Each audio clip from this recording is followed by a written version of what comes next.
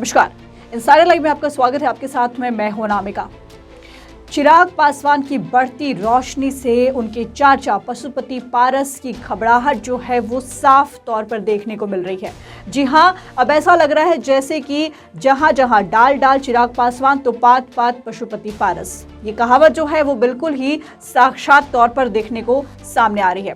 चिराग पासवान हमेशा ही कहते रहे हैं मोदी जी का, जो प्रधानमंत्री नरेंद्र मोदी हैं उनकी हमेशा ही तारीफ करते रहे हैं, हमेशा ही गुणगान करते रहे हैं। और यहाँ तक कि चिराग पासवान प्रधानमंत्री नरेंद्र मोदी के लिए कहा है कि चिराग पासवान खुद अपने आप को कहते हैं कि वो मोदी जी के हनुमान हैं। ये बातें हमेशा ही सामने आती रही हैं, लेकिन अब इसी गुणगान में पशुपति पारस जो हैं वो भी इसी दौड़ में लग गए हैं। और कंपटीशन कुछ ऐसा है कि अब पशुपति पारस भी मोदी जी का, यानी कि प्रधानमंत्री नरेंद्र मोदी की तारीफों का पुल बांधते नहीं थक रहे हैं। यहाँ तक कि उन्होंने साफ तौर पर उन्हें भगवान का दर्जा भी दे दिया है। पशुपति पारस ने यह कह दिया है कि उन्हें भगवान को तो नहीं देखा, लेकिन उनके लिए साक्षात भगवान जो हैं वो प्रधानमंत्री नरेंद्र मोदी हैं। सुनिए किस तरीके से कंपटीशन कर रहे हैं दोनों चाचा और भतीजे। मैंने कोई हनुमान का जिक्र मैंने नहीं किया था। ये आया था कि भैया आप तस्वीर नहीं लगाएंगे उनकी होर्डिंग पे, बैनर पे, पोस्टर पे, प्रचार में उनका नाम। तो उस वक्त मैंने कहा था कि भाई मेरे प्रधानमंत्री मेरे दिल में बसते हैं। कोई मानता आज तक किसी ने भगवान को देखा नहीं है, लेकिन हमारी राय है कि साक्षात भगवान है, गॉड गिफ्टेड व्यक्ति हैं नरेंद्र मोदी। चिराग के हाजीपुर दौरे को लेकर के भी चाचा पशुपति पारस जो हैं वो खासे नाराज दिख रहे हैं। जी हाँ, एक तरफ किसी के इमोशंस को, किसी की फीलिंग देखिए। चिराग पासवान जो है जब हाजीपुर पहुंचते हैं तो उनके सेंटिमेंट्स, उनकी फीलिंग्स वहां दिखती है। और वो ये कहते हैं कि जब भी वो यहाँ पर छोटे थे तो अपने पिता रामविलास पासवान के साथ में हमेशा ही यहाँ पर आते थे हाजीपुर। और अब जो है उनकी तस्वीरें देखने को मिल रही है। तस्वीरें देख करके चिराग पासवान भावुक होते हैं। अपने पिता रामविलास पासवान की तस्वीरें वहाँ पर देखते हैं। रामविलास पासवान का वो संसदीय क्षेत्र रहा जहाँ पर उन्होंने बहुत काम किया है। इस चीज़ को, वहाँ की जनता का अपार समर्थन, वहां की जनता का इतना प्यार देख करके चिराग पासवान जो है वो भावुक हो जाते हैं। उन्हें कहीं ना कहीं पिता की याद सताती है उस वक्त में। उन्होंने कभी ऐसा नहीं सोचा कि पिता को याद करने के लिए उनकी तस्वीरों का सहारा लेना पड़ेगा। तो इस भावुक क्षण को चिराग पासवान ने अपने शब्दों में कहा।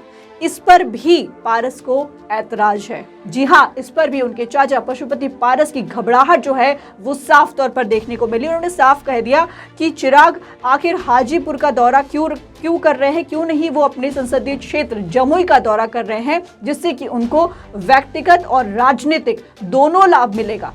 एक तरफ ये भावुक सा क्षण है तो दूसरी तरफ व्यक्तिगत और राजनीतिक लाभ लेने की बात चाचा पशुपति पारस कह रहे हैं। उन्होंने ये भी कहा कि जहां उन्हें जमुई जाना चाहिए, जहां की जनता ने अपने अपार समर्थन के साथ में उन्हें चुनाव जिताया था। सुनिए क्या कुछ कहा।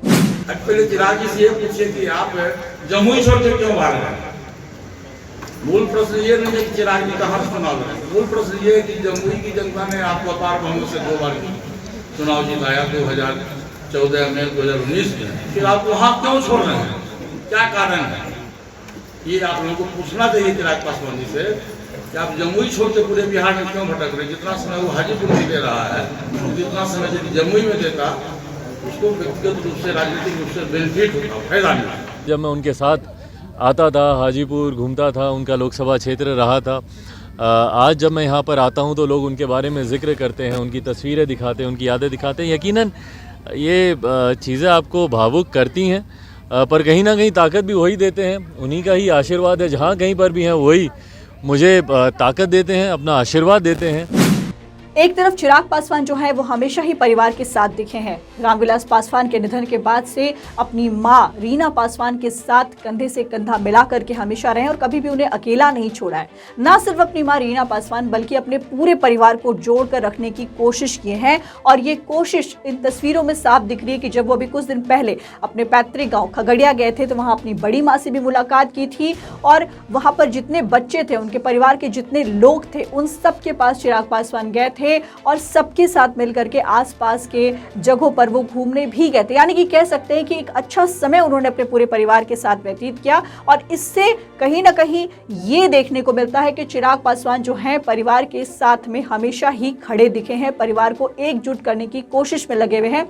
अपनी बड़ी माँ से भी मुलाकात की और पूरा का पूरा परिवार जो है उनके पैतृक गांव खगड़िया में एक साथ दिखा। लेकिन आरोप देखिए, उनके चाचा जो है पशुपति पारस, इस पर भी चिराग पासवान पर आरोप लगाते नहीं थक रहे हैं और पारस सीधे तौर पर कह रहे हैं ये पूरा का पूरा जो परिवार टूट गया है इसके लिए अकेला ही चिराग पासवान को कोसा है। उन्होंने कहा है कि चिराग पासवान की वजह से ही पूरा परिवार टूट गया। क्या कारण हुआ कि बड़े भैया और हमारे छोटे भाई के स्वर्गवास होने के बाद हमारी पार्टी टूट गई, परिवार टूट गया, ये पूछिए अब चिराग पासवान से।